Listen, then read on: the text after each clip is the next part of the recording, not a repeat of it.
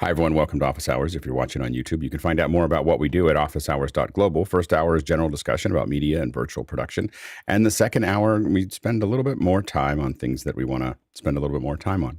So today we will be talking about education for 2 hours. Now, that's not streamed to YouTube, so you have to be here in Zoom. But then at 10 o'clock, Emily Russo, our host for the day, will come back and talk about Google Slides. So we're excited about that. So stay tuned. And now I will hand it off to our host, Emily Russo. Good morning, everyone. Welcome to Office Hours. Just a quick reminder that you drive the show. So if you are watching from home, you can go into Mukana and put questions in and also vote on the questions that are already there. And that's the order that we will answer them in. So make sure that you do that. And let's go ahead and jump into that first question, Mitchell. And the first question of many, I'm sure, Andre Dole from Berlin says, I have an upcoming webinar where the panelists plus attendees have to use Zoom Web Client for security reasons. Any experience with multi-spotlight in browsers? Chrome seems to support it. Firefox plus Safari replaced the last spotlight. No multi-spotlight. Alex.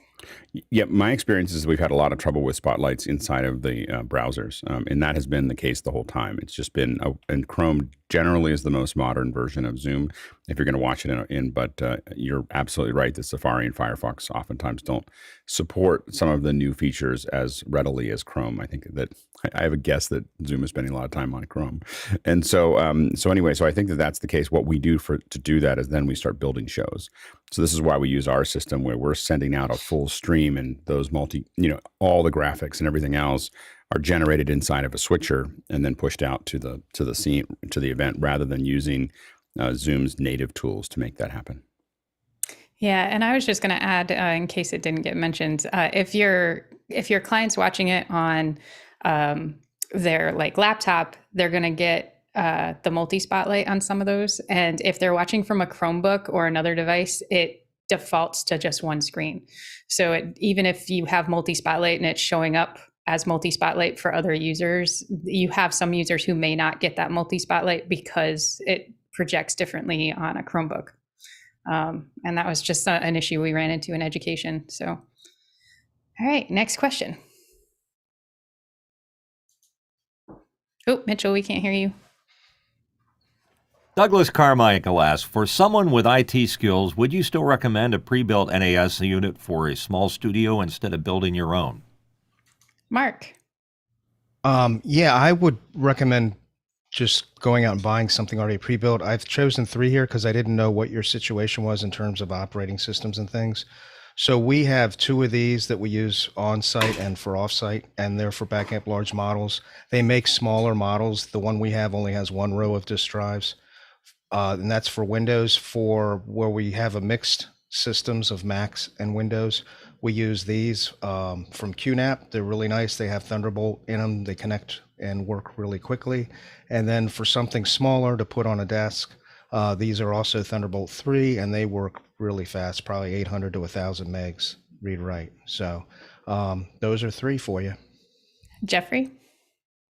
For me, it really depends on the situation. I do have a Drobo that's backing up a lot of my stuff right now, and it's getting close to end of life. So I'm trying to figure out what I'm going to do for the next thing myself. I've been looking at a lot of Synology stuff, and I've been looking at a lot of what's called FreeNAS, which is a company that gives you software that you can put onto almost any box, and it's also dependent on what type of hardware I have in my studio at the time. So I'll look at the hardware, and then I'll look at the price, and then I'll make the decision from there.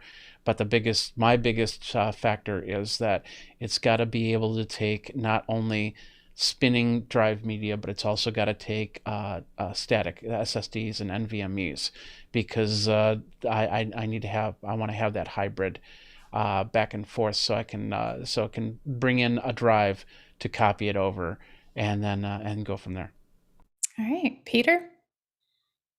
I would just go ahead and buy one. I mean, I'm like Jeffrey. I use a Drobo, and have for many years. I've gone through 3 generations of Drobo as each one reached end of life. So I've been an early adopter of them. I'm right now running 64 terabytes of spinning disks sitting inside my one Drobo right now. So, and it works just fine.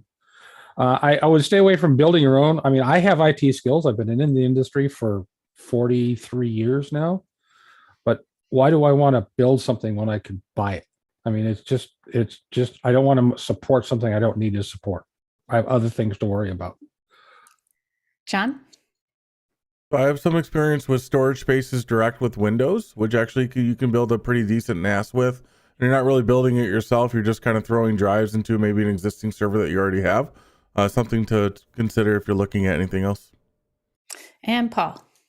Yeah, I would go with the QNAP TS451D2-4G. It's 4 bays, 4K hardware. It has transcoding NAS with an Intel Celeron, and it has HDMI output, which is a nice feature. All right, next question. And this is from Fred Eric Eckert of Bad Hernab, Germany. Building a one-person studio for a customer using a Blackmagic Design Pocket Cinema camera 6K. For convenience reasons, I want to be able to turn on-off the camera via the power supply or remotely with an app. If not possible with the Blackmagic Design 6K, is there another 35mm camera, e.g. Zcam? Mark? Well, instead of getting another camera, you could just get one of these plug-in devices that works with your iPhone, and you can just turn the camera on and off by turning the outlet on and off. Alex? And Mark's right. You can do that as long as it doesn't have a battery. I mean, if you leave the battery dead, and then it'll work exactly as you planned. But if you want to keep a battery, just make sure to pull it out. So once it doesn't have a battery in it, you're absolutely right that you can just turn it on and off with the power supply. All right, next question. Oh. How's that Streamdeck working? Don't have it yet. Okay. Fred Eric, it's back with another question. I have a client who cannot wear in-ear headphones. First question, are there bone conduction headphones that can be wired to a body pack, a 3.5mm audio jack, instead of using Bluetooth? Alex? I don't know of any bone conduction that have a wired connection. I think all the bone conduction that I've worked with are Bluetooth. All right, Jeffrey? There were some early on models. I remember when bone conduction first came out, there were some, because Bluetooth was really bad at the time. I don't think they've made anything other than that. The only thing I can recommend is going and buying on Amazon one of those little things that you can actually plug into the headset, and then it'll create the same Bluetooth connection, so you can go from there and try to get 5.0 if you do that. So because a lot of these are running off of 5.0, and you'll have at least a halfway decent connection. Nice. All right, next question. Here's the second question of the two. Is there a solution using speakers in combination with Dugan AutoMix, where you auto-mix the mic and speakers? If so, how difficult is the setup? Alex? It takes some setup. It's absolutely doable. There's a couple different ways to do this. So you can have your person, here, and put the speaker right in the middle of their back, and then have a lav. Now, their body will block the sound from hitting the speaker if you keep it really low. And so we've definitely done that because we have oftentimes working with politicians that can't, that don't want to have something in their ear. It looks like they're getting answers and so on and so forth. So anyway, so putting the speaker, like putting underneath some kind of box or whatever, and then having the lav on the other side has been effective. The other way we've done it is if you have the person and we have a shotgun, coming down, and we have the speaker back here. So you kind of have to figure out the positioning of the shotgun. I mean, typically it's pretty far forward near the person, but the speaker here is basically in the cancellation area. So it's actually a shotgun mic will tend to not hear it if you get it positioned just right. You still have to keep it pretty low. In both cases, what we do is use the Dugan AutoMix. So basically we're setting it up so that when the person's talking, it's pushing down. It's basically, these are two channels that are pushing each other down with Dugan. What Dugan does is try to have only one source. I'm going to push the other ones back. When one is loudest, it just pushes the one, it kind of softly pushes the other ones down. So that means when the person's talking, it pushes the mic down. And when the speaker's talking, it pushes the mic down. So it goes back and forth. It does take a little bit of tuning. The person who's the world expert in it, in my opinion, is Brian Maddox. He's done it for me for years.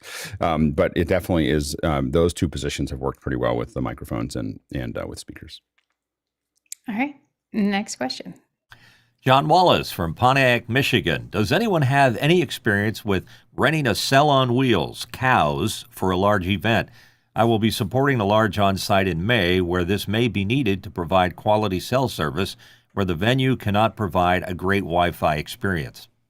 Alex. Yeah. So the question is if you're trying to provide Wi-Fi experience, the company that probably has some of the best experience for this is a company called Castle Point. Castle Point Technologies. They work at convention center level. So and they've worked on some of the biggest shows that I've worked on. So they provide cell services with a lot of bandwidth, and then they also provide the Wi-Fi infrastructure. The other one that I don't have up on the page is a company called Straight Up Technologies, and they're out of Southern California. And so those are the only two that I've worked with at scale. Everybody else has been not very effective. so those are the two companies that I would look at, and oftentimes they work together. I mean, we've seen them work together, but yeah, big shows. Those are the two. All right. Next question. Nick Pavlinak of Southeast Michigan. Alex, in pre-show, you were talking about wanting to change lenses on Zoom cameras. What about those clip-on lenses they put on cell phones as a possible solution? Maybe a good marketing idea. Paul?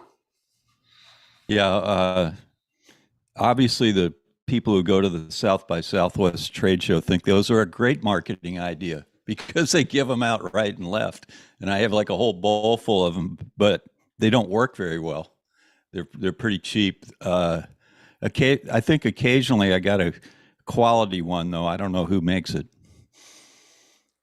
All right, Alex? Yeah, the problem really is that what we were talking about it before the show was the fact that all of these webcams that are 4K come with fisheye lenses, and the issue that I have is that I don't want a fisheye lens. I want like a 60-degree field of view, and then if I want to zoom in a little bit or move around, that's fine. But I don't want something at 90 degrees because then I have lower resolution by the time I zoom in. I'd rather have the 4K dedicated to that and be able to do fine tuning with it. I really think there's a big market for potentially doing putting a better lens on, but it would have to match it. So the ones that you see on the phone are designed for the iPhone. You know, they go over the iPhone. So you'd have to find a lens that would match it. Potentially we could build something like that, but it would be very difficult. So I think that there's a future somewhere where someone builds some of these that screw on and screw off, where we can take the fisheye, because the sensor looks great. It seems to be reacting really well. It just doesn't have the right glass in front of it. All right, Roscoe? Well, yeah, somewhere the other day, somebody had a 4K PTZ that had magnetic lenses on the front of it, and it was really interesting. I don't know if anyone here remembers exactly where that is, but I'll have to look for that link because that was a really interesting. I mean, they're smaller lenses, but they, were designed to go with that specific camera. Nice. All right, next question. TJ Asher of Minneapolis, Minnesota. Did anyone watch the Olympic opening ceremony? The projections were pretty spectacular. Thoughts? John? Yeah, the projection mapping was outstanding. The animation during the people walking around and skating around and that kind of stuff was amazing.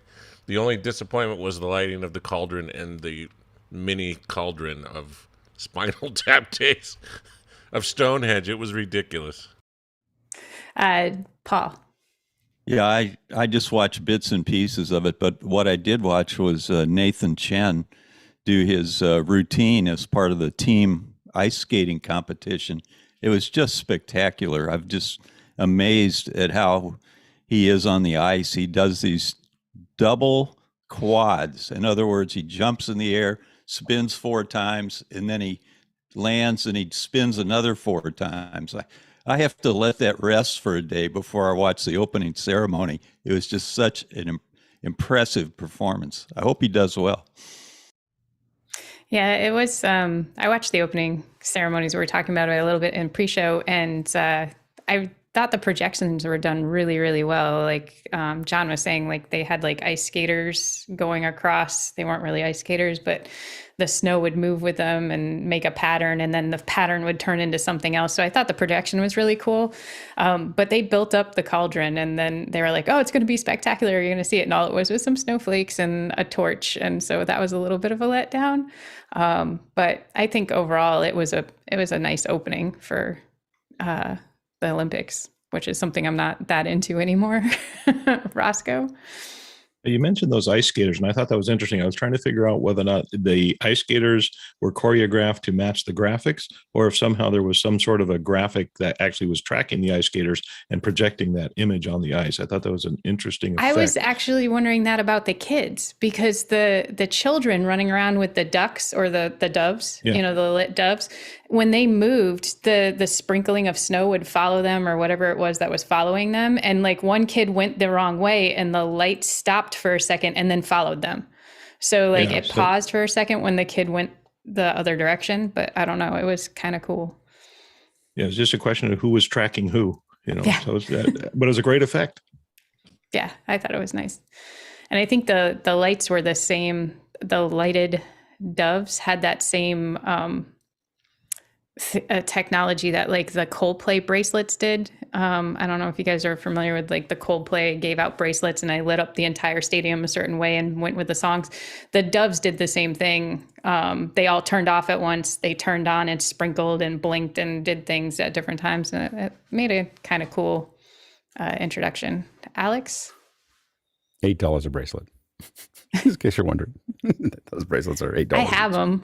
I know, yeah. Taylor Swift uses them. A couple of boys. I asked somebody at a facility. I was like, "How much are the bracelets?" They're like $8 So each. much money. Yeah, but you're paying $100 and some for the ticket at least. So that's part of they just calculated it. They literally just make the ticket $8 more. So. Yep. All right. Next question. The great Douglas Carmichael wants to know, as I worked on a musical idea, I thought that it would help most would be someone who could teach music theory and composition keyboard skills while tie them in with my knowledge of synthesis and audio. Where could I find such a person? John. When I was in high school, I took bass lessons, and my music teacher spent most of our time actually focusing on music theory and then how to apply it. And so I think any sort of good musical instructor will be able to get you there. Mine was classically trained and went to college for music. But I also think After Hours is probably a great place to bend some ears and understand more about what you're looking for. Jeffrey? So this is what I did when I was in college. I was a music major. And the one thing about that is not only are you applying what you're doing, you're also teaching what you're doing as well, especially if you're planning to become a teacher. So if you're in a college town, I would highly recommend going into the college there, go to their music arts and find out who's doing lessons, who's doing teaching you'll have to get somebody to do piano and then have somebody to do music theory. But basic music theory 101, there's a lot of podcasts, a lot of YouTube out there. If you need an actual physical person and you're not in a college town, find the local music store and just start asking, post up a poster saying, hey, I'm looking for somebody that's going to help me with my keyboard skills. I'm going to help somebody with my music theory, and you'll find somebody. Paul? Yeah, I would go to, if you don't want to go to the Guitar Center, like that's where I'd go in Austin, I'd go online to 5R, that's 5 with 2 R's on the end. And then there's a specific freelance websites just for musicians called SoundBetter, which is pretty popular for doing remote freelance work. You might find someone on there. Roscoe? Just doubling down on what Jeffrey said, most large colleges that have large music departments have keyboard specialists. And so if they can't do it, they will know who in the area is, good in that area. So that they're a great resource. All right, great. Next question. Craig McFarlane from Boston. Do you think choreographed drone displays will gain market share for fireworks celebrations or only for niche events? Jeffrey? That's a tough one because of how drones are pretty much portrayed in different cities. I'll give you a good example here. Disney went to the city of Anaheim, and asked them to put in a law to prohibit drone use over Disneyland Park. A couple of years later, they decided to do a fireworks show by foregoing with the fireworks and actually using the drones. They ended up getting in trouble because they didn't follow their own procedures to actually ask for the drones. And so that's what those are the things that you're going to start running into when you start replacing fireworks with drones, the different types of permits, mixing them together. I think that's just a recipe for disaster. Having a drone completely get hit by a firework and go down in a fiery crash, that's probably not what you want to have happen in a fireworks display.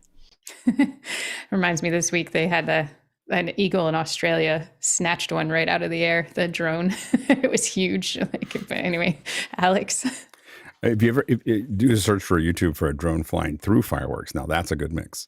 It's a dangerous mix for the drone, but there are some amazing footage of people putting their drones up in a fireworks display and flying through it.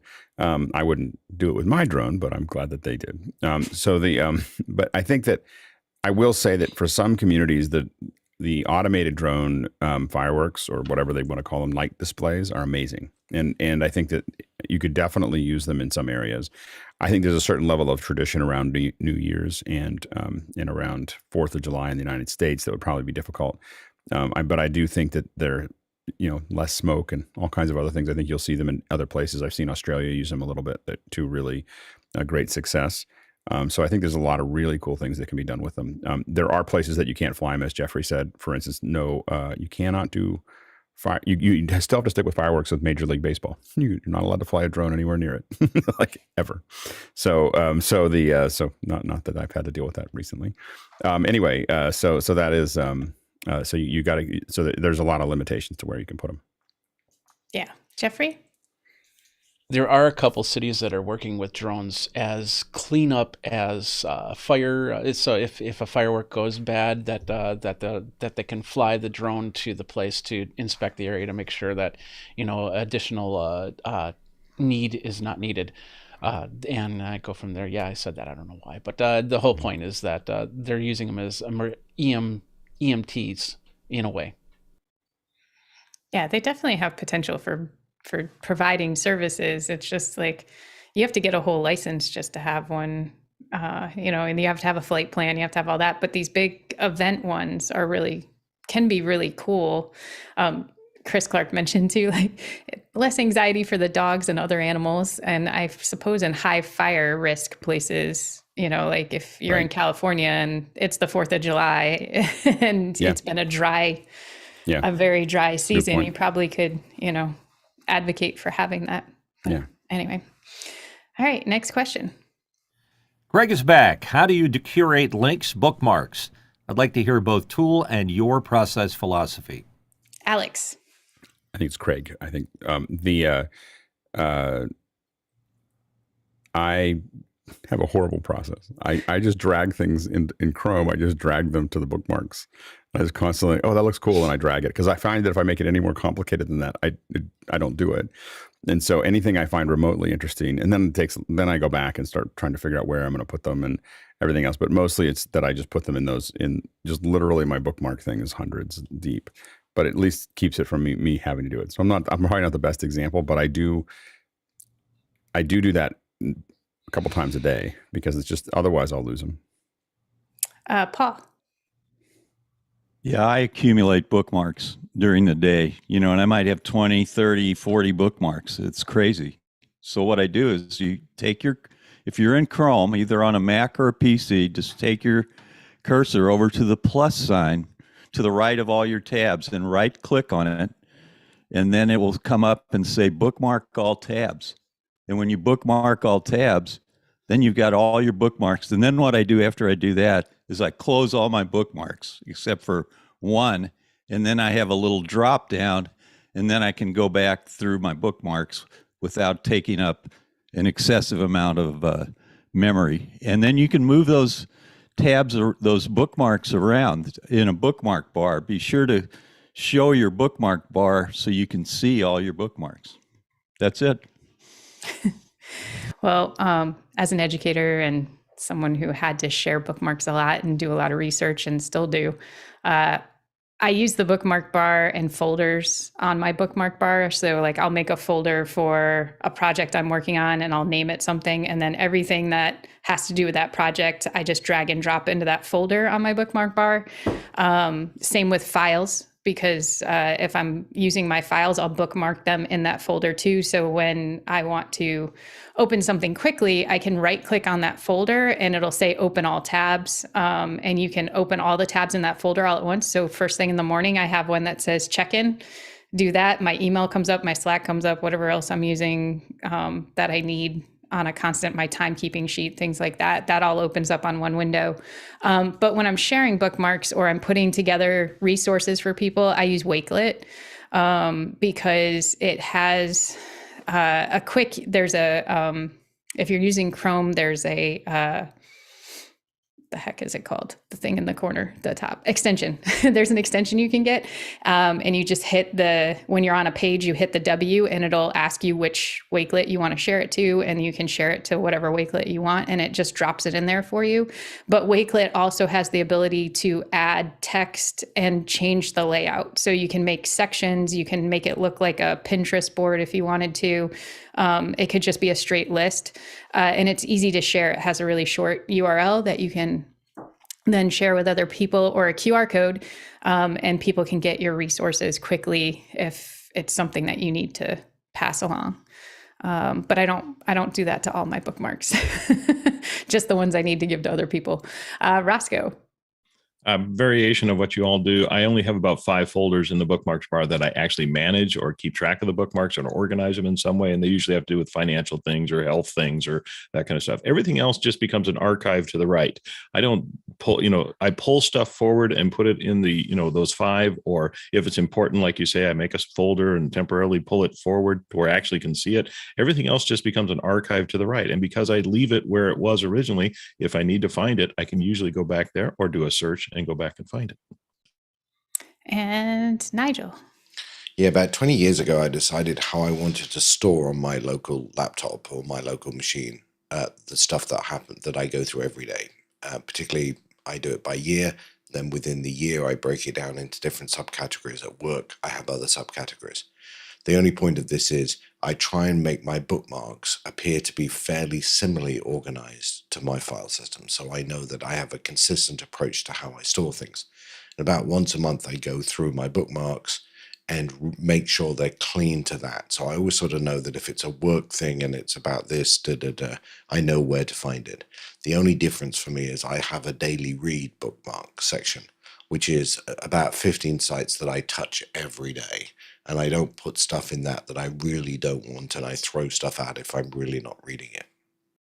Excellent. I was just going to quickly mention, there's also something called OneTab if you're using Chrome, and it's an extension. If you tap it, like if you have 50 tabs open, it will just put them into a sheet, and you can actually share that sheet with other people and or organize it and reopen those tabs if you needed them later. But it frees up the machine, so you're not lagging the machine down with like 9,000 tabs open at the same time. All right, next question. Craig Kadoki of Toronto, Canada, sorry.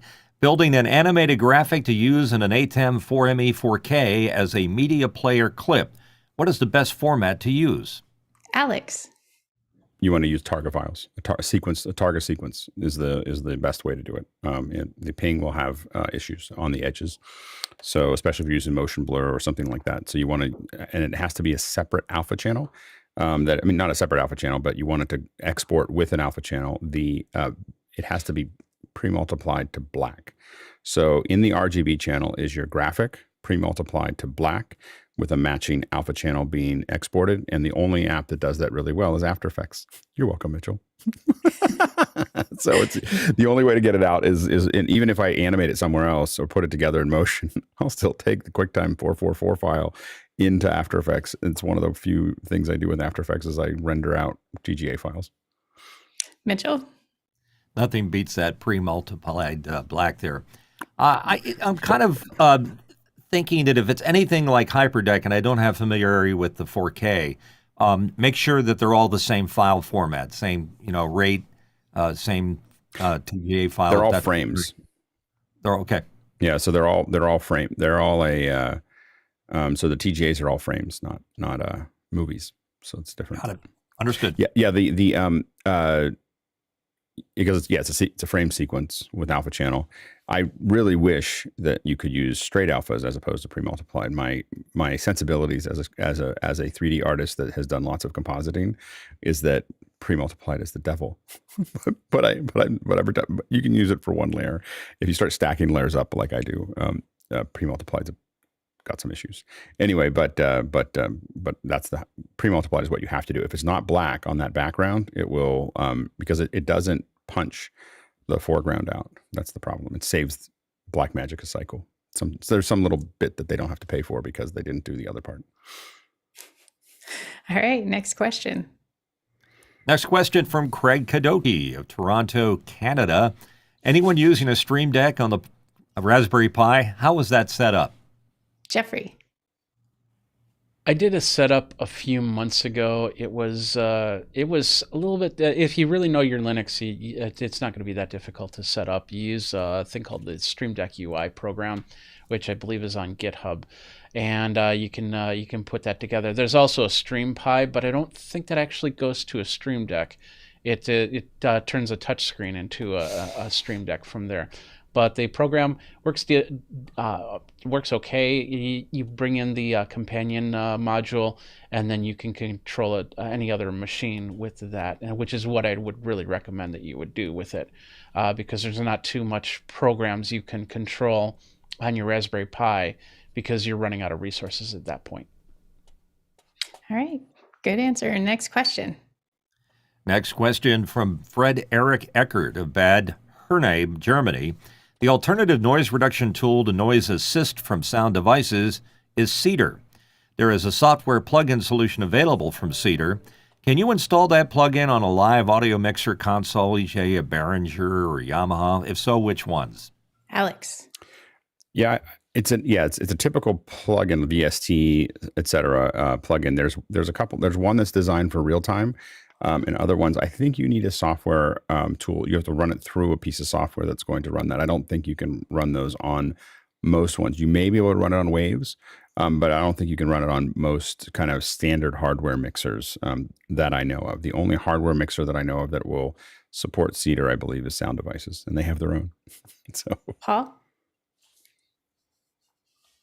I just wanted to know from Alex, will the Flow 8 run that?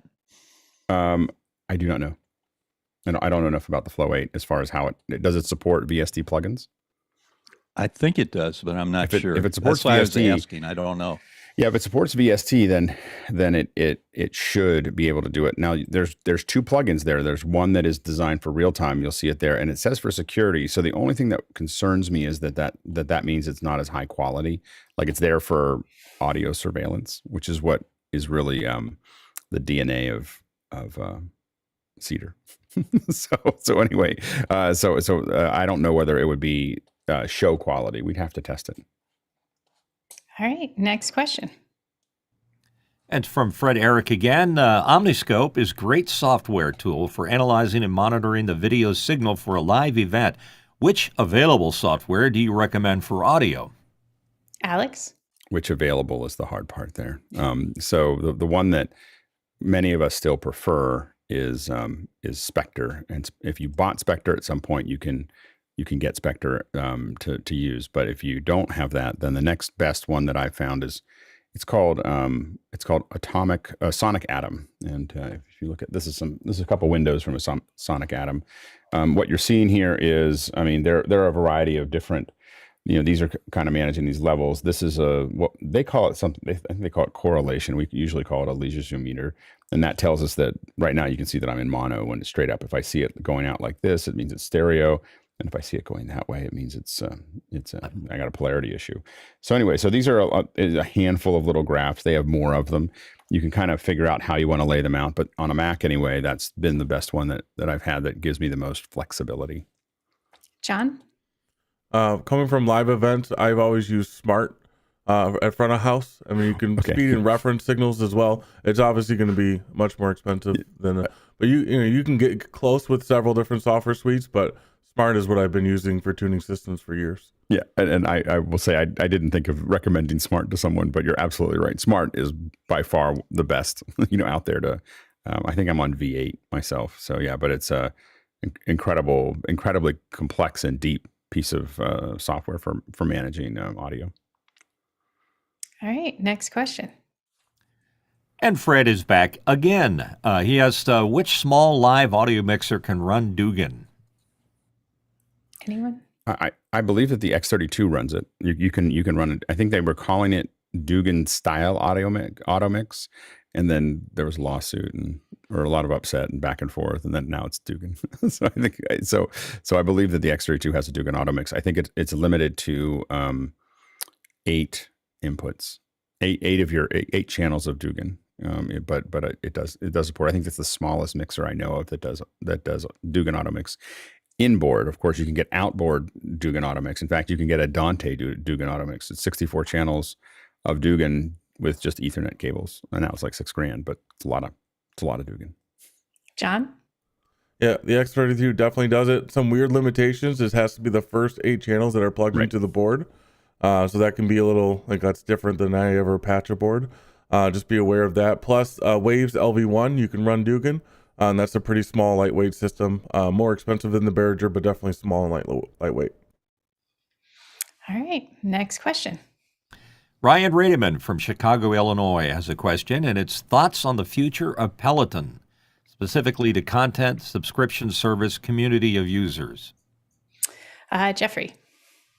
There are 2 forerunners in the Peloton race right now, pun intended. One is Amazon and the other one is Nike. As for the content that they have right now, I'm pretty sure that's going to get thrown away because they'll look towards the future and their own subscription models.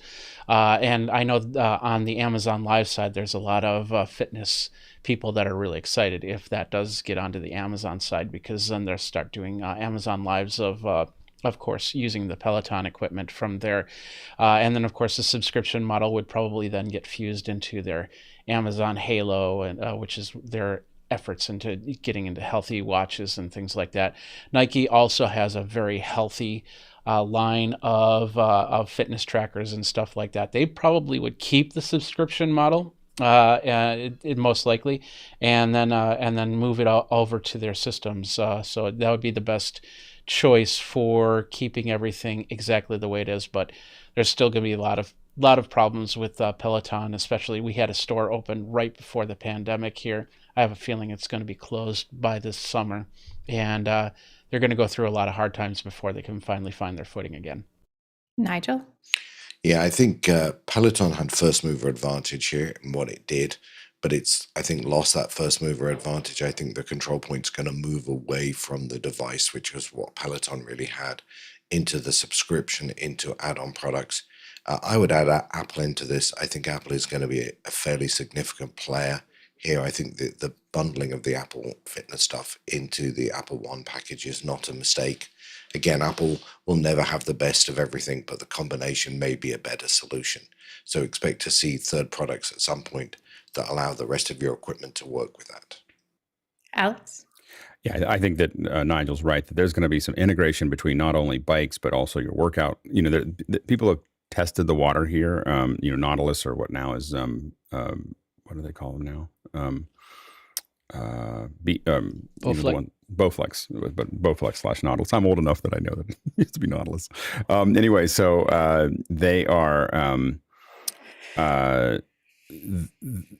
they're starting to experiment with it and integrating your free weights, integrating your workout machines, integrating I think that we could see Apple release a library that lets people do that. Like, here's a part of the fitness. They build up that whole piece, but there's no reason why it can't keep track of the weights that you're using, the number of repetitions, all those things. And where that really gets exciting, I've thought about this for years while I work out, of like, I have to write things down. I have to figure it all out. I have to figure out what weights I'm doing. This is the kind of thing that could know, it eventually could get to the point where it knew how many reps you should do and what weight it should be at. And it's constantly and it can design your entire workout. So it can say, this is your workout, but it's keeping track of all of it, your reps, what you did, how well you did it, all those things, and then it ties them back in and constantly is reformulating so that you can maintain muscle confusion and so on and so forth. So there's a lot of things that can be done that would really make it easier for people to be fit. And I think that what Apple has experimented with so far is just one tiny drop in that process of mostly body weight stuff. But I think that when they open up libraries, it'll be exciting. Paul? Caught him with his I think the future of interactive cycling and working out is with Zwift. It's ZWIFT.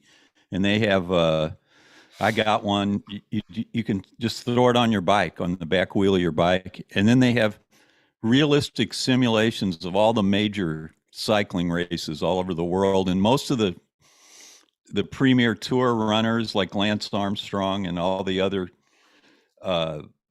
cyclists that are prominent are using it, and they're racing together and using it together. They also have triathlon and other things.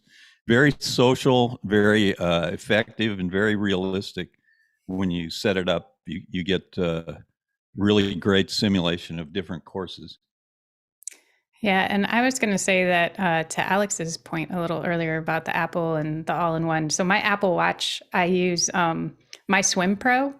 And when I swim laps, I don't have to count anymore, right? So it counts my laps for me. It counts my split times, and it adjusts my workout based on how fast I'm getting. So I don't have to do the math. I don't have to figure it out. I don't have to, if I'm feeling lazy, I can alter it.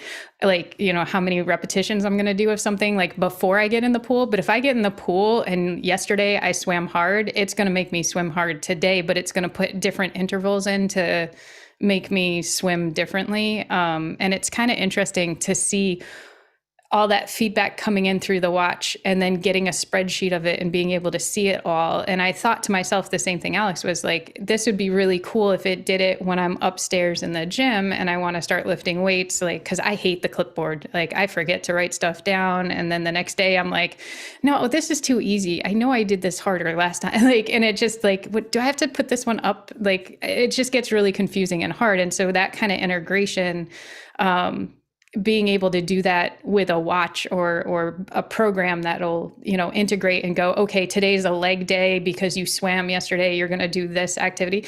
Like, there's definitely a market for that. And I feel like Peloton, I did the app. I never bought the bike, but I did the app with a trainer with cardio. Like, it wasn't Zwift, but I had a cadence, meter on my bike and things like that.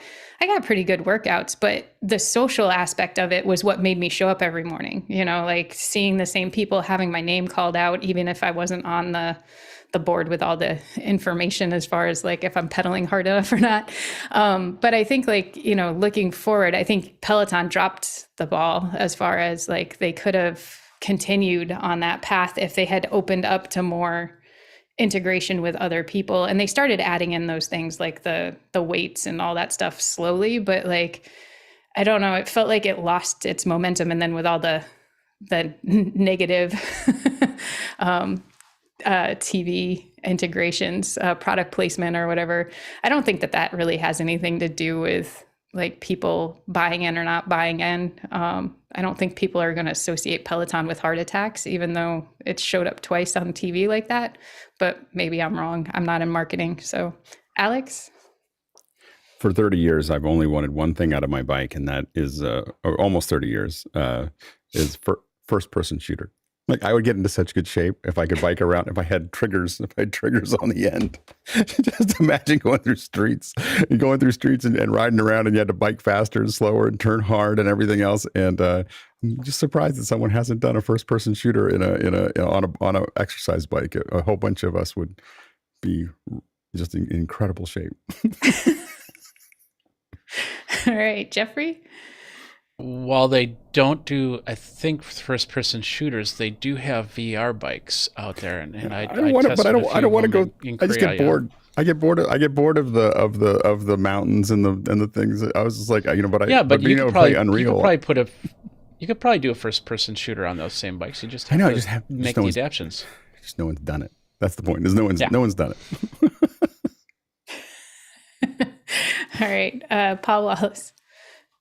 Yeah, I just want to second what Emily said. I've been swimming for 2 years with my Apple Watch, and it gives you laps and everything, yards, swim. It's just amazing, and that's a pretty good commercial for the Apple Watch, that you can swim with it for 2 years and it's still ticking. Well, it doesn't really tick, does it? But it keeps running.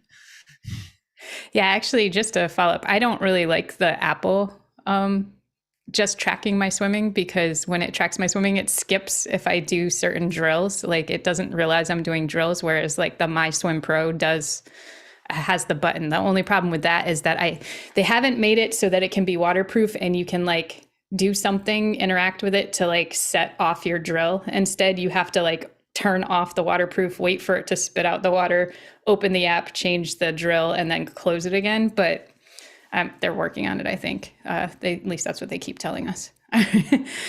Next question. I'm exhausted from listening to all that. Next question is from Ronny Hofsøy from Tromsø, Norway. Doing audio mix inside ATEM Mini Pro Extreme for those quick and dirty setup, is there a physical audio mix panel to control the ATEM's Fairlight mixer? Mitchell. There are a couple of options that I'm aware of. Fairlight makes one through Blackmagic Designs, about $5,000. And you can use your MixPre Pro or your Mix Effects Pro to do some through Streamdeck if you want just really basic control. Alex? Our own John Barker, has a video on how to use the Nano Control 2 in conjunction with the ATEM, and I will throw that link into our chat. So that's in the Mukana chat, but I think that a lot of these little MIDI mixers will do that. And there may be one made by Skarhoy, but I just couldn't find it fast enough for the answer. All right, next question. And it comes to us from Todd Weiser from Fort Walton Beach, Florida. Question is, does anyone use animated and interactive SVGs? And if so, what tools are used to create them? Alex. We've used them in the past. I haven't used them recently, and I still think that this is one of the few places where I think Adobe really shines. Adobe's got some animation tools that are capable of exporting SVG, and a lot of different, they have an animate. If you search animate Adobe, you'll find they have a bunch of different tools, and most of them have some version of an SVG exporter. And I haven't seen anything that was built better than what Adobe does in this area. Jeffrey? Yeah, yesterday at the remote production conference thing, somebody actually showed how to do the export of the SVGs into to use that into different areas. I use New Blue, their New Blue titler for my graphics on there, and of course there's a lot of new ones coming out that are using not using as much the SVGs, but more on the CSS side of things that are looking pretty impressive. Paul. SV Gator, if you just want to play around, it's free. All right, next question. Oh. Todd Weiser again from Fort Walton Beach, Florida. Does anyone have a good technique for synchronizing bookmarks across browsers? And I think this question has been asked, but here we go again. Roscoe. I kid you not, buy a new computer and just don't drag the bookmarks along and only grit that. Seriously, you just, or try a new browser that you have never used before and then only pull up the bookmarks that you actually need. It's the best way there's techniques. You can export them and re-import them and only import the ones you want, all that kind of stuff. Why take all that time? Alex? I think it's if you're trying to keep them in different places, one place that you can use it, I have used in the past, I don't use it right now, is Evernote. Like you can just keep your links inside of Evernote, and then that's going to be cross-platform. For only on the Mac side, I keep most of those things that I really need to have in Notes. I keep my Notes is kind of my central repository of all things, because it's not an external app. I don't really use PCs that much, so it's really easy for me to just kind of all my devices have what I need all the time. In fact, it's just how I move things back and forth between them a lot. Yes. All right. Next question. John Wallace from Pontiac, Michigan. Does anyone have experience with Open Reels, a remote talent recording software? Speaking with them on Thursday and would love to know some of their direct competitors. Alex? Yeah, it's really expensive. So it's like $5,000 a month or something like that. So I think that there's a potential that the competitor that is probably on its way is, as it matures, is Stream Voodoo that we showed, because Stream Voodoo right now records up to Apple ProRes 444 on the desktop, and we're already asking for being able to record on the phone, so that all you have to do is be able to hear the other person. So one of the things that they have, Open Reels has, is the ability to have teleprompt, has is ability to send notes, is ability to, so they've got some really good creature comforts, but they really aimed at a very high highbrow market. But for the folks that use it, they love it. I mean, for the news organizations and PR organizations that we've worked with that have it, they're like, it's great. It just hurts every time they have to write a check for it. But they use it enough that it pays for itself. But I think that they've created an opportunity for other people to slide under, unless they've got some really good patents, which I don't know, unless the IP is protected of something of the way that works. Someone's going to come up under them pretty quickly.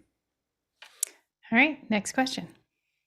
Nathan Kordiaka from Hamilton with the question, we normally have a dedicated Zoom meeting for talent, Zoom bridge into vmix, and push program to audience Zoom webinar. It sounds like Alex may have done this all in one meeting before. How do you work with visual lip sync issues? Alex. So for office hours, we are doing it with, we kind of find a happy medium. So at the moment, what we're doing is because we still have muxed audio. For our main shows, we do use the same meeting, but they're all in breakout rooms. So every person is in their own breakout room, and that gives us isolated audio for each person. It does increase the latency a little bit. So that's the one challenge there, but it will give us isolated audio. We can have isolated talkback. We can work with each person's sync. All those things are available to us if we do it that way. But they all come into the same meeting. So they all come into the same meeting, and then we drag them into their individual into a breakout room that's being joined by one of our Zoom rooms to make that work. Sorry about that. Next question. Sorry. I was going to say, it's just sorry about the interruption. Go ahead. Next question from Nathan Kordaki. Excuse me. Back at the old one. Alex 4D Golner, graphics whiz from London, UK. Are there any catches to using Companion to jump to any slide in Keynote by assigning the slide number followed by return to a button? I don't. I'm sorry, I didn't put my hand up, but I didn't. There shouldn't be. It should. It's still. I still feel like with Streamdeck, I get sticky hits every once in a while where it doesn't do what I expect it to do. So that would be the only catch. But otherwise, you should be able to program that keystroke in, and that should be totally a thing that's doable. Yeah, absolutely. All right, next question. Ryan Rademan from Chicago. Is the next Mac Mini going to get the M1 Pro and M1 Max, or will we see the M2 there next? Nigel. I don't think we'll see the M2. I think the question is whether we see an M1 Extreme, so they take the current substrate and throw some more processors on it, or whether they take two M1 Maxes and glue them together, or put two chips in the same motherboard. I think it's unlikely they'll do an M2 Max for this. I suspect that comes at the end of the year when they redo everything. Jeffrey? So the next event is in March 8th, I believe it is, and there is some rumors about the Mac Mini. It could have a Mac M1 Pro or M1 Max, but you're probably not going to like the price of the Mac Mini at that point. You got to also remember that out of all the Macs, that the Mac Mini is probably the least bought of all these items, of all these Macs. So they're going to probably focus on Mac Pros, Mac laptops, and then desktops first, and then of course Minis will be last in line. Alex? I think if they did an extreme or a lot more processors and they kept it under $1,000, the amount of sales would be astronomical. Like the Mac Mini, I think we're moving as we move back home. I think more and more of us are moving away from laptops. You know, it's a trend that's beginning to kind of build up where you want more. You kind of have your home office, you've got a bunch of screens, and you want just more little individual computers. And the ones that I have, the Mac Minis I have now are so fast. You know, and if it made it a lot faster, I would just buy more of those. And I think it's a pretty exciting product. It was always a little underpowered, but we owned a lot of them. I've owned as many Mac Minis. Like at one point, I think Pixelcore owned like 30 of them. You know, like it was, and we used to use them for glue everywhere. And now they don't have to be glue; they can actually be workhorses. All right, next question. Next question from Paul Wallace of Austin, Texas, and panel member. Would Nigel object to publishing his daily reading list? Nigel. Yes. It would be far too much insight into how I think and what I read. And I think it would stray off. It has a bunch of politics stuff in it from both sides. You'd get an insight into how I see you and read the news, and I'm not sure that's appropriate necessarily for this audience. But for money, Paul, you can leave some money under my door and we'll come to an arrangement. Excellent. All right, next question.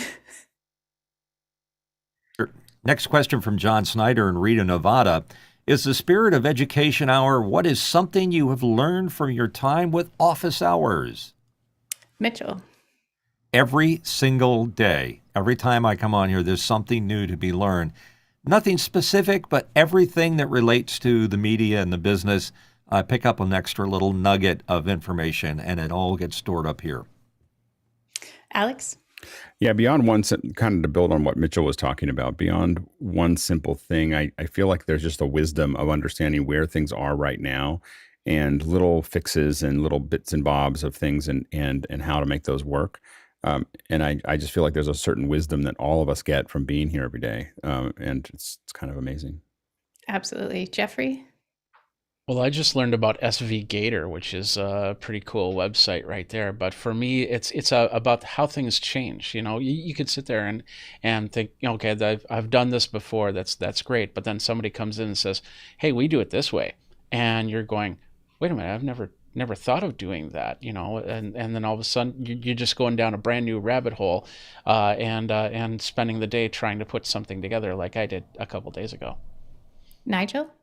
I think one of the things I've learned is you can ask the same question multiple times, and not only do you get multiple different answers that fill in a picture, that some of the things you learned are multi-dose inoculations. Until you've heard it a few times, it really doesn't take.